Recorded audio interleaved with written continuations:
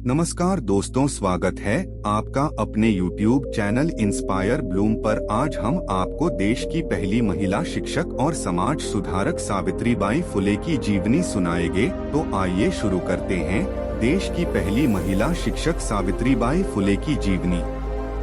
सावित्रीबाई ज्योतिराव फुले एक प्रमुख भारतीय सामाजिक सुधारक, शिक्षाविद और कवयित्री थी, जिन्होंने 19वीं शताब्दी के दौरान महिला शिक्षा और सशक्तिकरण में एक महत्वपूर्ण भूमिका निभाई थी।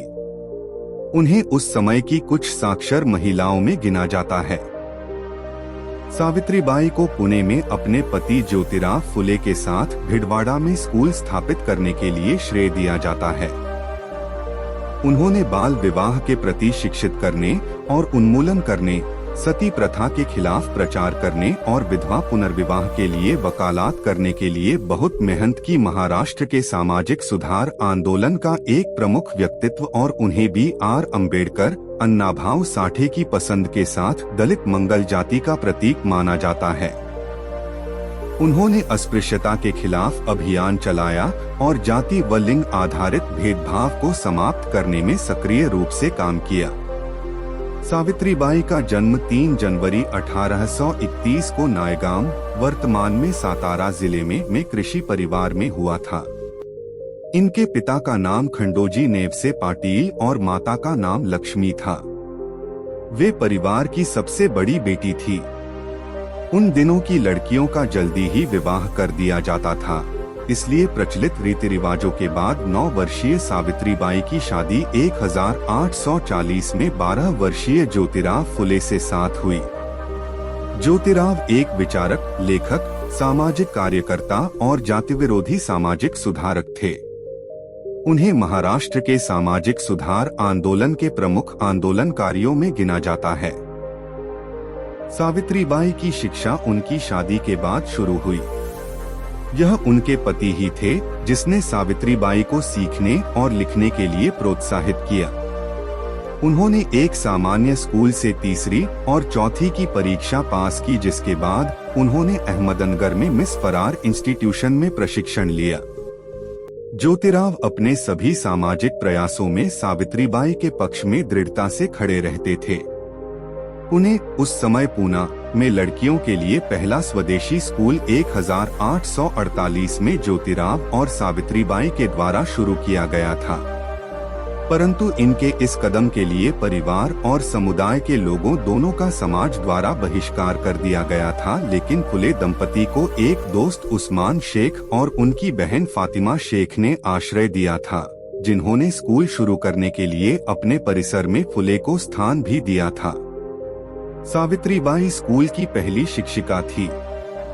ज्योतिराव और सावित्रीबाई ने बाद में मंगल और महार जातियों के बच्चों के लिए स्कूल शुरू किए, जिन्हें अस्पृश्य व अछूत माना जाता था। वर्ष 1852 में 3 स्कूल फुले द्वारा चल रहे थे। उस वर्ष 16 नवंबर को ब्रिटिश सरकार ने फुले परिवार को शिक्षा के क्षेत्र में उनके योगदान के लिए सम्मानित किया, जबकि सावित्रीबाई को सर्वश्रेष्ठ शिक्षक का नाम दिया गया। उस वर्ष उन्होंने महिलाओं के बीच अपने अधिकार, गरिमा और अन्य सामाजिक मुद्दों के बारे में जागरूकता पैदा करने के उद्देश्य से महिला सेवा मंडल भी शुरू किया।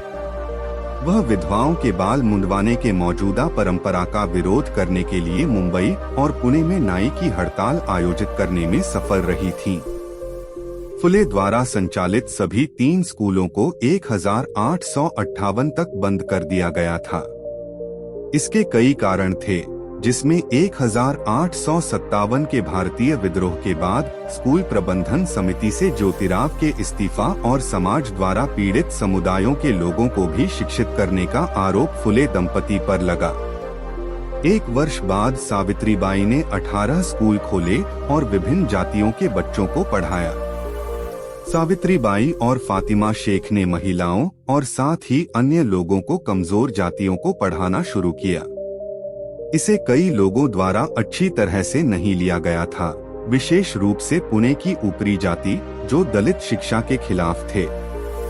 सावित्रीबाई और फातिमा शेख को स्थानीय लोगों ने धमकी दी थी और उन्हें सामाजिक रूप से परेशान और अपमानित किया गया था। जब वह स्कूल की ओर चली गई तो सावित्रीबाई पर गाय का गोबर, मिट्टी और पत्थरों को फेंका गया। हालांकि इस तरह के अत्याचार अपने लक्ष्य से निर्धारित सावित्रीबाई को हतोत्साहित नहीं कर सके और सावित्रीबाई और फातिमा शेख बाद में सगुनाबाई से जुड़ गए, जो अंतः शिक्षा आंदोलन में अग्रणी बनी। इस बीच 1855 में फुले जोड़े द्वारा कृषिविद और मजदूरों के लिए एक रात्रि विद्यालय भी खोला गया ताकि वे दिन में काम कर सकें और रात में स्कूल में जा सकें। स्कूल छोड़ने की दर की जांच करने के लिए सावित्रीबाई ने स्कूल जाने के लिए बच्चों को वजीफा वेतन देने की प्रथा शुरू की। वह उन युवा लड़कियों के लिए एक प्रेरणा बनी रही जिन्हें उन्होंने पढ़ाया था। उन्होंने उन्हें लेखन और पेंटिंग जैसी गतिविधियों के लिए प्रोत्साहित किया। सावित्रीबाई के मुक्ता साल्वे नामक छात्र द्वारा लिखे गए निबंधों में से एक इस अवधि के दौरान दलित स्त्रीवाद और साहित्य का चेहरा बन गया।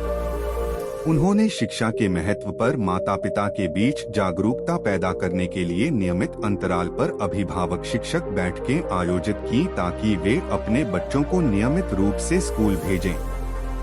वर्ष 1863 में ज्योतिराव और सावित्रीबाई ने एक देखभाल केंद्र भी शुरू किया, जिसे बाल हत्या प्रतिभानक गृह कहा जाता है, जो संभवतः भारत में स्थापित की गई पहली ऐसी संस्था थी जो गर्भवती ब्राह्मण विधवाएं और बलात्कार पीड़ित अपने बच्चों को सुरक्षित स्थान पर रख सकें और इस प्रकार विधवाओं की हत्या को रोकने के साथ साथ शिशु हत्या की दर को कम किया जा सके।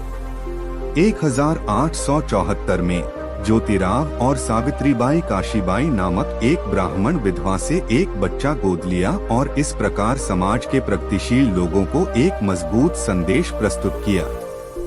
यह दत्तक पुत्र यशवंतराव बड़े होकर डॉक्टर बने।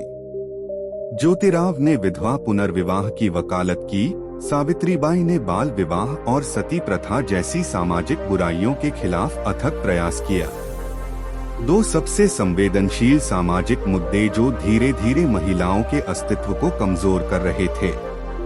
उन्होंने बाल विधवाओं को शिक्षित और सशक्त बनाकर मुख्य धारा में लाने का भी प्रयास किया और उनके पुनः विवाह की वकालत की। इस तरह की खोज रूढ़िवादी उच्च जाति के समाज से मजबूत प्रतिरोध के साथ भी हुई।